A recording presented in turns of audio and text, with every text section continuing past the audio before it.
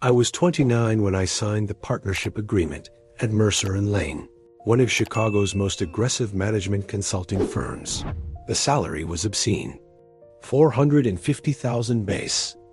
Another $200 in bonuses if I hit my targets. At 29, I remember staring at the offer letter, thinking I'd won some kind of lottery. I didn't even know I'd entered. This was it. This was everything I'd worked for since graduating summa cum laude from Wharton. This was success.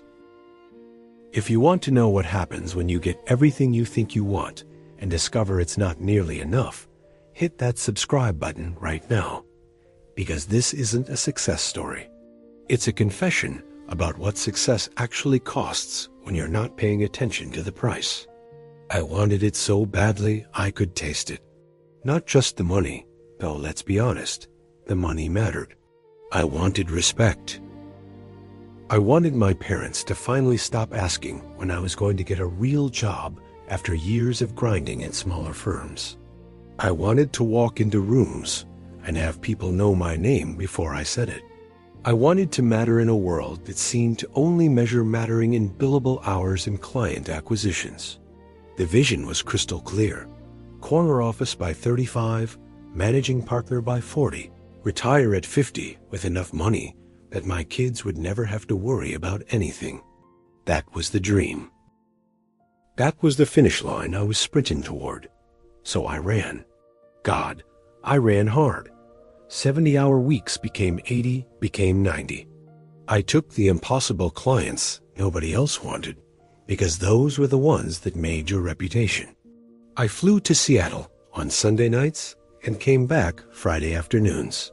I learned to sleep on planes, to eat breakfast in airport lounges, to have entire relationships via text message because I was never actually present anywhere. The work was brutal, but I was good at it. Better than good. I was exceptional. Within 18 months, I'd brought in 3 major accounts worth a combined $12 million in annual revenue. The senior partners started using my name in recruiting pitches. We've got talent like Keisha Williams, they'd say, and I'd feel that surge of validation every single time. Year 2, I cleared $700,000. Year 3, I broke $1 million. At 32 years old, I was a millionaire.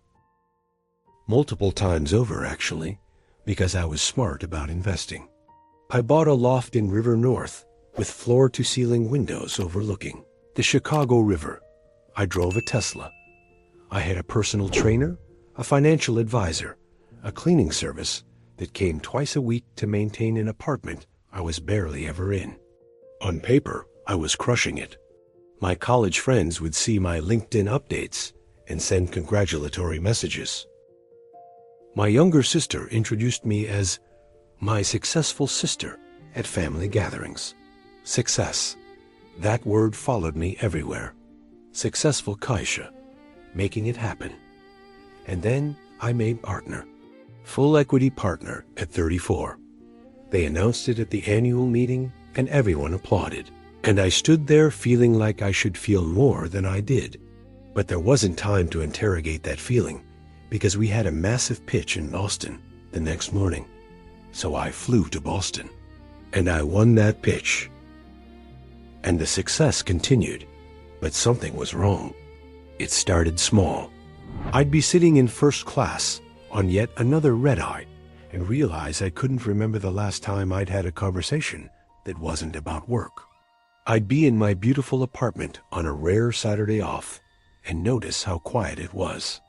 Not peaceful quiet, empty quiet. The kind of silence that makes you aware you're alone in a space designed for a life you're not actually living. I tried to ignore it. Told myself I was tired. Told myself I'd feel better after the next big win, the next bonus, the next whatever. Success was supposed to feel good. I'd achieved everything I set out to achieve. So why did it feel like I was living in someone else's life? The emptiness crept in slowly, and all at once. I'd sit in client meetings, presenting strategies for optimal work-life integration. That's what we called it, never balance, because that implied you couldn't have it all and feel like a fraud. I was selling solutions to problems I'd created in my own life and had no idea how to solve. The success I'd chased for years was there, tangible, real, deposited in my accounts every 2 weeks. But it felt hollow, like I'd climbed a mountain only to discover there was nothing at the summit but more mountain. Then came the call that changed everything. My mom. "Kaisha, it's your dad. He's in the hospital. Heart attack. Can you come?" I was in San Francisco when she called. Major client presentation in 6 hours. I looked at my calendar, looked at my phone, looked at my hands shaking as I tried to figure out if I could make both work.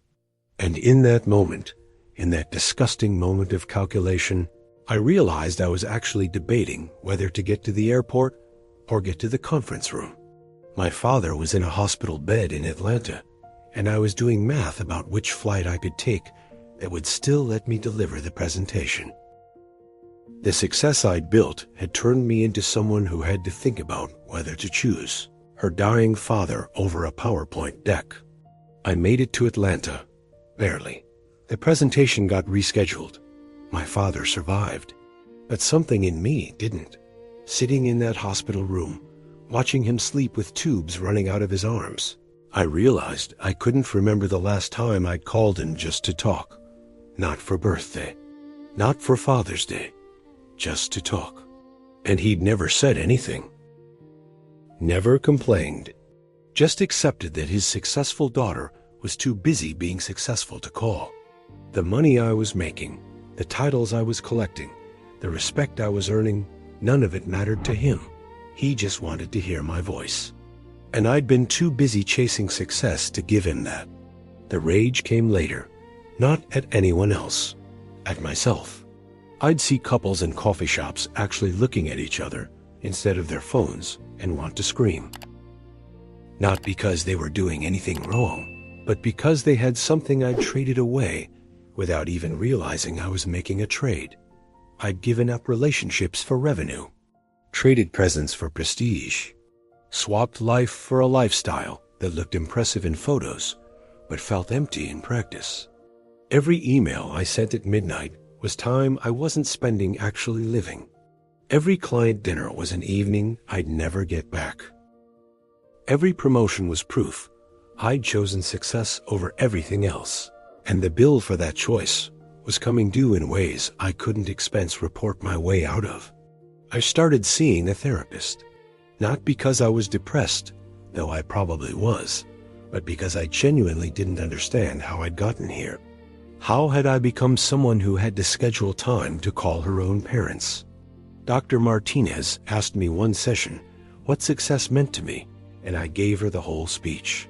The numbers, the titles, the trajectory. And she just looked at me and said, "That's achievement." I asked about success. She was right. I'd achieved everything and succeeded at nothing that mattered. I was successful by every metric society handed me and failing at every metric that actually determined quality of life. The money was there. The respect was there. The corner office, the equity stake, the retirement account that would let me stop working at 50 all there. But I was 35 years old, and I couldn't name a single person who knew me. Not the successful version, the real one. Because I'd buried her under so many billable hours, I'd forgotten she existed. Looking back, the pattern is obvious. I chased success like it was a finish line, not realizing success isn't a destination. It's supposed to be what happens when your life and your values align, when you're doing work that matters to you with people who matter to you, in ways that leave you feeling more alive, not less. But I'd defined success as a number in a bank account, a title on a business card, a reputation in an industry. And I'd won that game. I'd absolutely crushed that version of success. Made more money by 35 than my parents made in their entire working lives combined.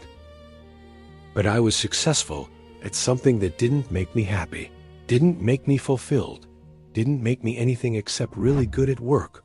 I'd stopped caring about years ago. The real cost of success isn't measured in what you give up to get it. It's measured in who you become while chasing it. And I'd become someone I didn't recognize. Someone who valued productivity over people. Someone who measured worth in dollars instead of depth. Someone who was so busy winning, she forgot to ask what she was winning at. Chase your dreams. Build your career. Make your money. But know what you're trading for it. Because success will pay you exactly what you ask for, but the bill comes later, and it's always higher than you expect. I made partner at 34 and realized at 35 that I'd succeeded at all the wrong things. That's not failure, but it's not success either. It's just expensive.